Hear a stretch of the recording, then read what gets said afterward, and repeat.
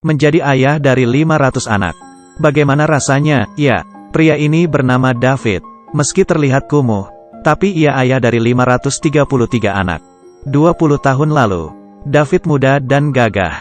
Karena butuh uang, ia memakai nama Starbuck dan mendonorkan spermanya di bank sperma. Jumlahnya sangat mengejutkan.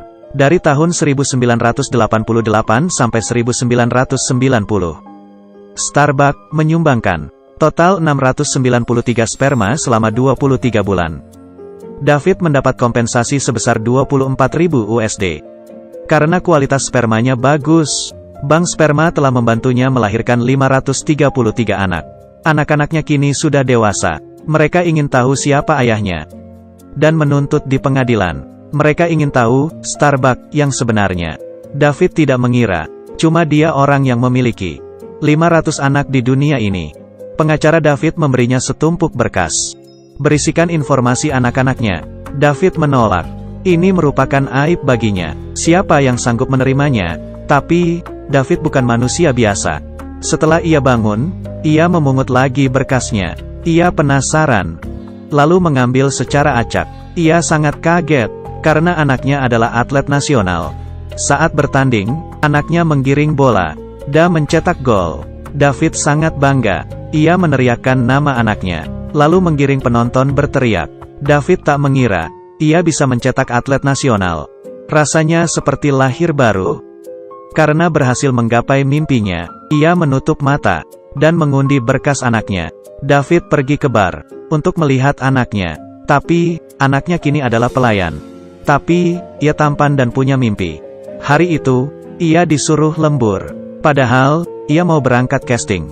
Kalau pergi casting, belum tentu ia berhasil. Tapi, kalau kehilangan pekerjaannya di bar, ia akan jadi gelandangan. Melihat anaknya gagal, David tidak tahu harus apa. Ia keluar dengan canggung. Melihat dari sudut pandang seorang ayah, ia tahu ia harus melakukannya. Ia masuk lagi ke bar dan memberikan kunci mobil ke anaknya. Ia akan menggantikan anaknya dan menyuruhnya pergi casting. Kenapa kamu membantuku? David tertawa dan berkata, aku mau membantu orang menggapai mimpi. Itu adalah kebahagiaanku. Cepat, pergilah. Bos bar datang ke sana dan memecat anaknya. Tapi, siapa sangka, ternyata anaknya berhasil. Ia mendapat peran di salah satu film dan memulai karir barunya. Tampaknya 533 anak tidak banyak. David memutuskan untuk menemui mereka sebagai orang asing. Anaknya memiliki beragam pekerjaan. Ada yang jadi penjaga kolam, penyanti jalanan, pemandu wisata, dan ahli manikur. Anak lelakinya tampan dan ceria. Anak perempuannya cantik-cantik. Ia menjadi malaikat pelindung setiap anaknya. Penyanyi jalanan ini tidak laku.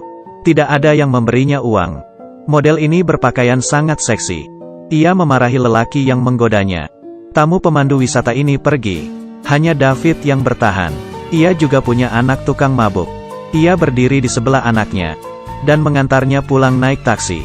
David terus mengundi siapa yang ia akan temui selanjutnya untuk mencintai mereka dengan caranya. Tapi, hari ini dokumen yang ia pegang membuatnya sedih. David pergi ke panti rehabilitasi. Dia merupakan anaknya yang termuda dan paling tidak beruntung. Anaknya lumpuh dari lahir. Bahkan, ia tak bisa bicara. David tidak memberitahunya bahwa ia ayahnya dan tidak mengajak anaknya mengobrol. David menemaninya nonton TV, berjemur di luar, dan menyuapinya. Ia menyalahkan dirinya sendiri. Kalau bukan karena gennya, anaknya pasti normal. David tidak tahu harus melakukan apa. Malamnya, David pulang dengan rasa bersalah. Perawat di sana berkata, kamu sudah melakukan yang terbaik. Perhatian adalah yang paling dibutuhkan anak itu. David lalu pergi ke komunitas anak-anak yang menuntutnya. David pura-pura menjadi ayah angkat putra termudanya. Ia tidak peduli ia dituntut. Ia berdiri menatap mereka. Beberapa wajah terasa familiar. Suasana hatinya campur aduk, meski ia tak mengenal mereka. Tapi ia mencintai masing-masing anaknya. Anak lelaki di sebelahnya memberi David mikrofon. Karena mengira ia mau bicara, ia mengambil mikrofon itu dan mengatakan isi hatinya. Aji tahu aku tidak mengenal kalian. Tapi, aku mencintai kalian. Setiap dari kalian. Kalian bersusah payah mencari Starbuck. Tapi, jangan lupakan satu hal. Kalian semua adalah kakak adik. Kalian sudah menemukan satu sama lain. David juga ikut acara anak-anaknya. Mereka berkemah, barbecue, dan main layang-layang. Malamnya, mereka membakar api unggun dan berbagi cerita. Esok subuhnya, mereka melihat matahari terbit. Akhirnya, David mengatakan kebenaran pada putra termudanya. Aku ayahmu.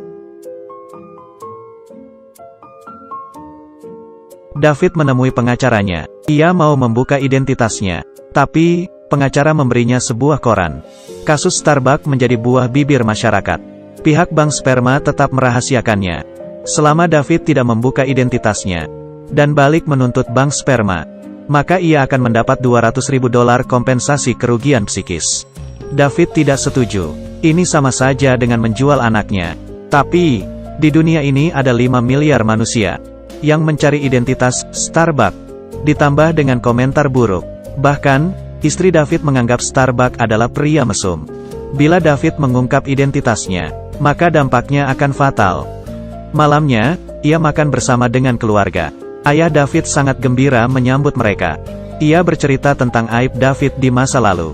Meski David ini bukan orang hebat, penampilannya berantakan, tapi ia akan memberimu kejutan. Ayahnya ingat 20 tahun lalu.